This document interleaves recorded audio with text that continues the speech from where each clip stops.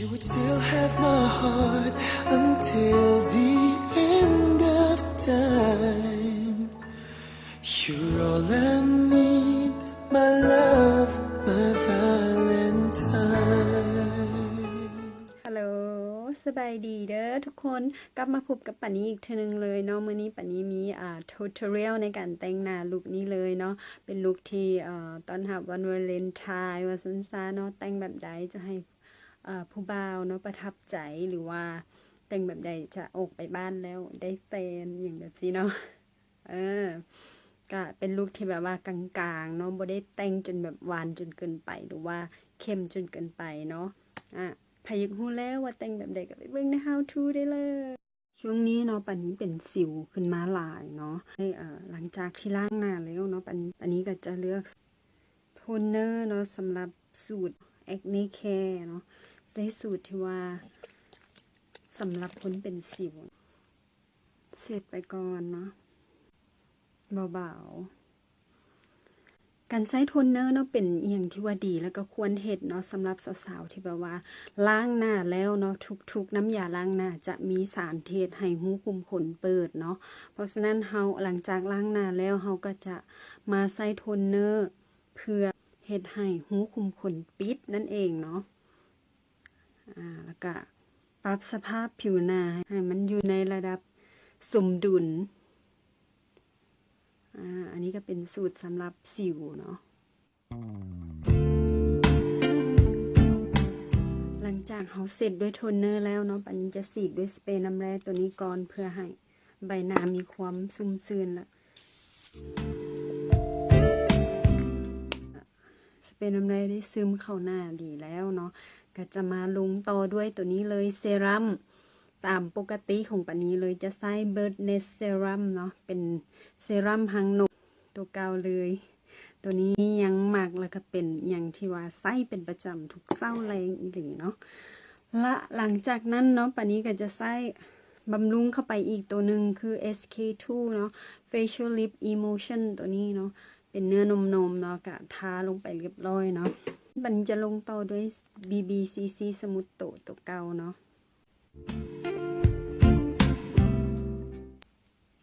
ต่อมานะปันนี้จะใช้Maybelline Super Stay ตัวนี้เลยไม่ต้องแปลกใจเนาะว่าเป็นอย่างคือเอาสกอตขาวมาพันไว้ทั้งหมดเลยเนาะย้อนสาเหตุที่ว่าเฮ็ดตกลงพื้นนั่นเองเนาะเกือบที่จะแตกเอาเป็นเสียงๆแล้วเพื่อเป็นการ protect มันไว้เขาก็เลยเอาสกอตมาพันไว้นั่นเองเนาะ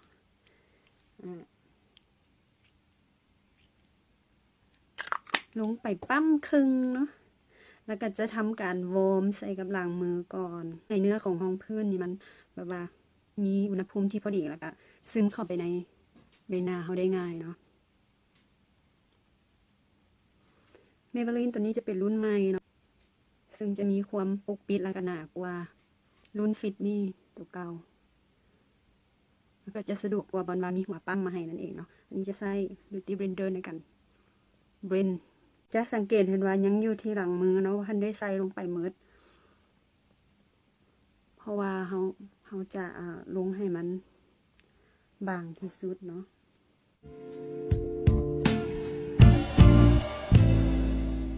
หลังจากเขาลงไป1 รอบทั่วใบหน้าแล้วเนาะเขาจะเห็นว่าครีมรองพื้นยังเหลือเนาะแล้วก็บริเวณที่มันเป็นสิวเนาะตอนนี้ก็จะใส่รองพื้นตัวนี้เลยมาลงอีกชั้นหนึ่งเนาะ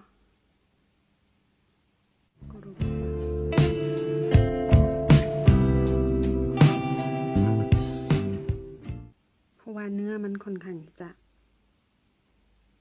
ปกปิดได้ดีเพราะฉะนั้นจะใส่แทนคอนซีลเลอร์ไปเลย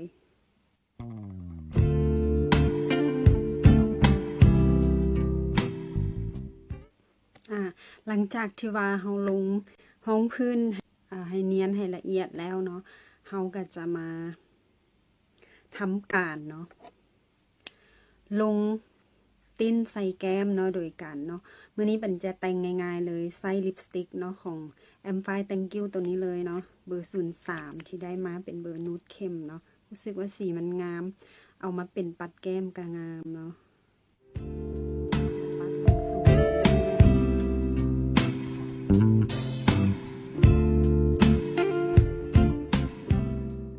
และอีกอย่างหนึ่งเนาะเวลาที่เราลงแบบนี้เนาะเราบ่ทันได้ลงแป้ง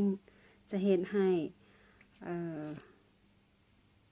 สีปัดแก้มของเราติดทนเข้าไปอีกเนาะก็เป็นธรรมชาติพร้อมเนาะก็จะได้แก้มที่แบบว่าระเรื่อแบบนี้เนาะจากนั้นเนาะปานีก็จะใช้ลิปตัวนี้เลยมาเป็นสีตาพร้อมนะบอกเลยว่ามันนี้ง่ายแล้วก็ประหยัดอีหลีลิปสติกแท่งเดียวเนาะ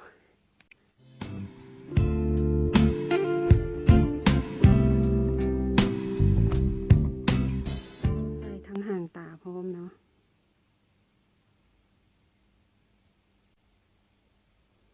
ใช้มือแกะออกเนาะ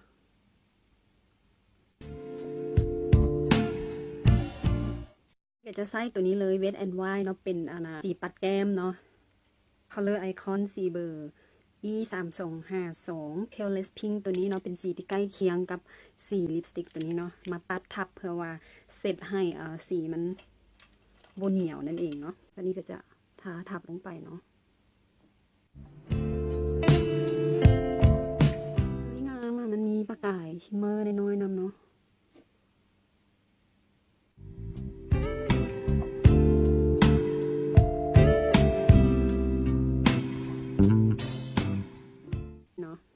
เป็นจะลงต่อด้วยแป้ง MAC Studio Fix ตรงนี้เนาะโดยการใช้แป้งเนาะลงเบาๆเพื่อเซตให้ทุกอย่างมันนวลเนาะ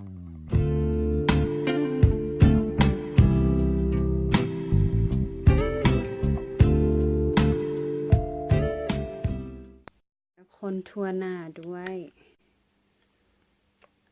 ตัวนี้เนาะ Revlon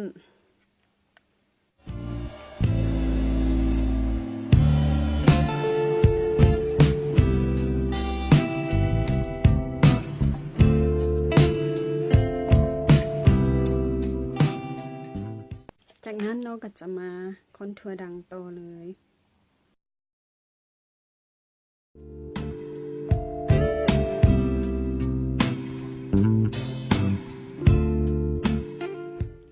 จากนั้นเนาะปานนี้ก็จะขอปัดแก้มเพิ่มเนาะด้วยตัวฝุ่น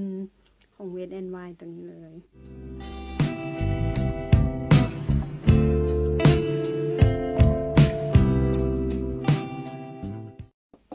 เขียนคิ้วเด้อทุกคนเขียนคิ้ว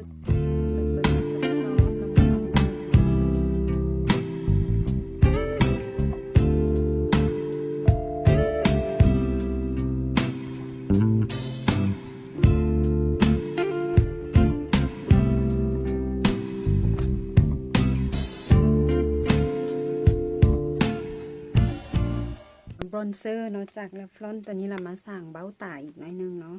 เพื่อให้มันเป็นเงา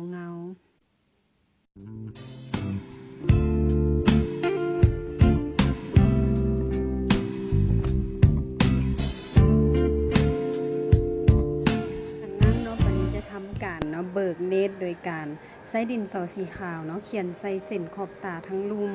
เพื่อให้ตาของเรามันเปิดขึ้นนั่นเองเนาะแล้วก็ใหญ่ขึ้นนำมาเขียนอายไลเนอร์เลย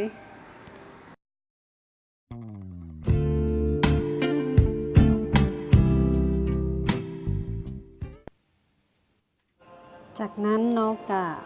ดัดขนตาติดขนตาแล้วก็ปัดมัสคาร่าให้เรียบร้อยเนาะ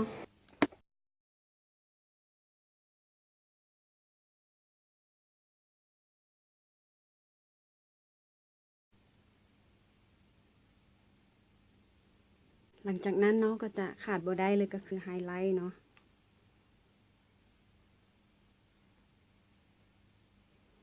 เพิ่มแสงและเงาให้กับใบหน้านั่นเอง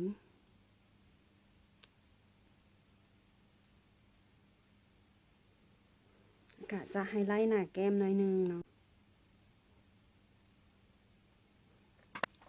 ถ้าลิปสติกเนาะลิปสติกก็จะใส่เป็นสีเดียวกันเลยกับสีที่เฮาทาตาและแก้มเนาะเพื่อให้มันมีความแมชชิ่งกัน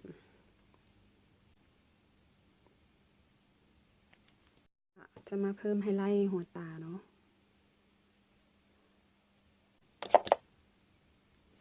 มาเพิ่มอ c เซสซอรีให้หัวเขาหน่อยนึงเนาะถ้ามีว่าจะใส่ตัวนี้มันจึงเข้ากับแบบเทศกาลเนาะแต่ว่า ซอกครูบ่เห็นจบข่าวเนาะมาเพิ่มความหวานโดยต้มหูพวกนี้ซะเป็นดอกๆเนาะถือว่าหลายๆคนอาจจะได้ดอกไม้นั่นเองเนาะ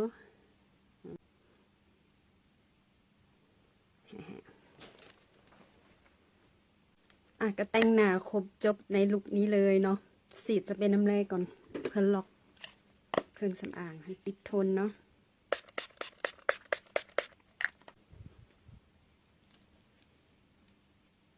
เป็นลุคที่ว่าแต่งออกมาได้เรียบร้อยแล้วแบบนี้เลยเนาะเป็นลุควาเลนไทน์วันๆช่ำๆเนาะแล้วก็ที่สำคัญก็แต่งง่ายเนาะ